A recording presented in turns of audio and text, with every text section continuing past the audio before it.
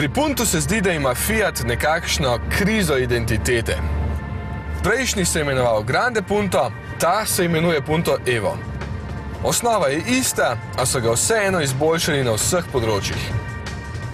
Z več odtenki plastike so razbili monotonost, nova je grafika merilnikov in inštrumentov. Položaj za volanom je dober, obroč je izdatno nastavljiv vse smeri, razočara pa občutek na njem, ko se premikamo. Volan je enostavno prelahek in ne daje dobrega občutka, čeprav se Punto zaradi trdega vzmetenja lahko povsem solidno hitro pelje.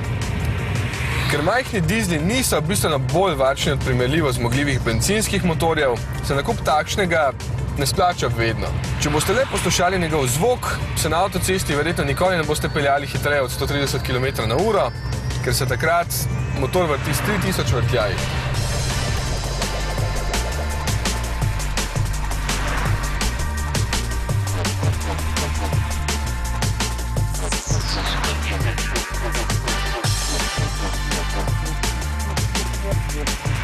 Škoda, ker je tudi menjalnik tako nenatančen, pa še prestava več bi mu dobro dela.